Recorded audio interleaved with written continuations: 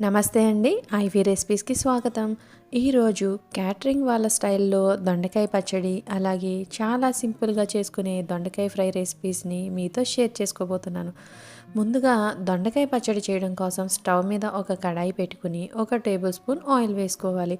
Oil వేడెక్కిన తర్వాత 5, 6 వెల్లుల్లి రెబ్బలు, ఒక స్పూన్ జీలకర్ర, కొద్దిగా కరివేపాకు, కారానికి తగ్గట్టు 4, 5 పచ్చిమిరపకాయలని వేసుకొని వీటిని దోరగా వేయించుకోవాలి. ఇక్కడ మీరు చూస్తున్నట్టు ఈ విధంగా వేగితే సరిపోతుందండి. ఇందులోనే కొద్దిగా కొత్తిమీర కూడా వేసుకుని కొద్దిసేపు మాత్రమే కదుపుకుంటూ వేపుకోవాలి. ఎందుకంటే కొత్తిమీర చాలా తొందరగా వేగిపోతుందండి. ఈ విధంగా వేగితే కొత్తిమీర అనేది సరిపోతుంది.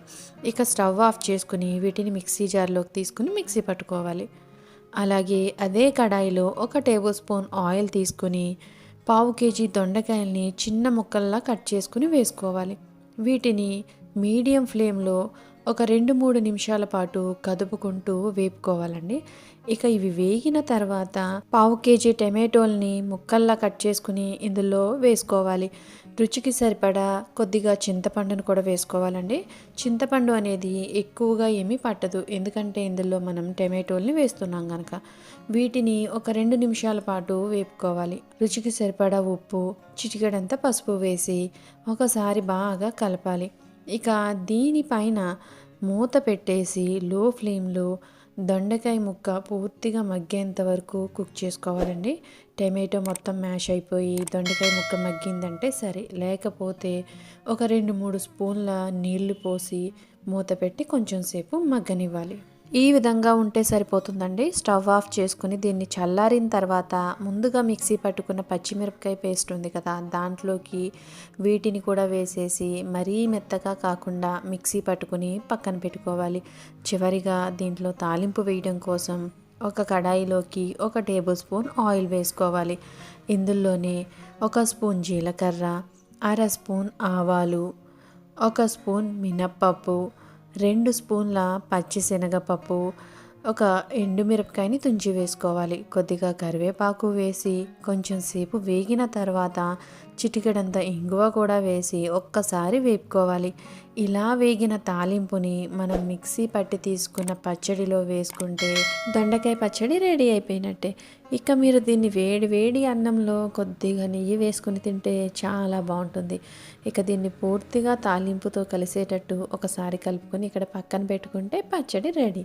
ఇక్కడ నేను ఈ పచ్చడిని క్యాటరింగ్ వాళ్ళు చేసే స్టైల్లో చేసి చూపించానండి. ఇక ఈ పచ్చడిని పక్కన పెట్టుకుని దొండకాయ ఫ్రై చేయడం కోసం స్టవ్ మీద వెడల్పుగా ఉండే ప్యాన్ ఒకటి పెట్టుకుని 3 టేబుల్ స్పూన్స్ ఆయిల్ వేసుకోవాలి. ఆయిల్ వేడెక్కిన తర్వాత ఒక 6 వెల్లుల్లి రెబ్బల్ని దంచి వేసుకోవాలి. కొద్దిగా కరివేపాకు, ఒక స్పూన్ జీలకర్ర, 2 స్పూన్ల పచ్చిశనగపప్పు, ఒక స్పూన్ మినప్పప్పు, 2 ఎండుమిరపకాయల్ని తుంచి వేసుకోవాలి. ఇక వీటిని లో ఫ్లేమ్లో కదుపుకుంటూ ఒక 2 నిమిషాల పాటు వేపుకున్నామంటే శనగపప్పు, మినప్పప్పు చక్కగా వేగిపోతాయండి. ఇక ఇప్పుడు ఇందులో అర కేజీ దొండకాయల్ని చిన్న ముక్కల్లా కట్ చేసుకుని వేసుకోవాలి. ఇందులోనే సరిపడా ఉప్పు, పావు స్పూన్ పసుపు వేసుకుని మొత్తం అంతా బాగా మిక్స్ అయ్యేటట్టు కలుపుకోవాలండి.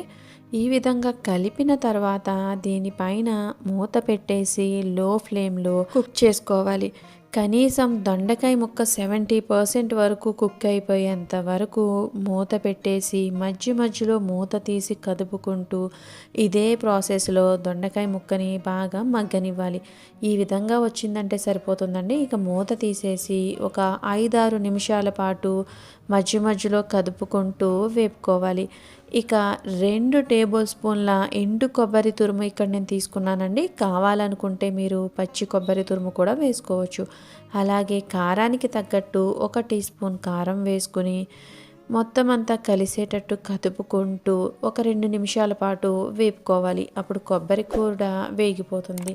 ఒకసారి టేస్ట్ చెక్ చేసుకుని ఏమన్నా తక్కువైనట్టయితే వేసుకోవాలి. అలాగే ముక్క మగ్గకపోతే మరి కాసేపు వేపుకోవాలి. ఇక చివరిగా కొద్దిగా తరిగిన కొత్తిమీర వేసుకుని కదుపుకుంటూ ఒక 2 నిమిషాలు వేపుకొని స్టవ్ ఆఫ్ చేసుకున్నామంటే దొండకాయ ఫ్రై రెడీ అయిపోయిందండి. చాలా ఈజీగా ఉంది కదా ఈ రెసిపీ తయారు చేయడం. మీకు గనక ఈ ప్రాసెస్లో దొండకాయ పచ్చడి అలాగే ఫ్రై చేయడం నచ్చినట్టయితే తప్పకుండా ట్రై చేయండి. అలాగే నా ఛానల్ని సబ్స్క్రైబ్ చేసుకోండి. ఈ వీడియోని లైక్ చేయండి, షేర్ చేయండి. అలాగే ఎలా వచ్చిందో మీకు కామెంట్ కూడా చేయండి. Thanks for watching.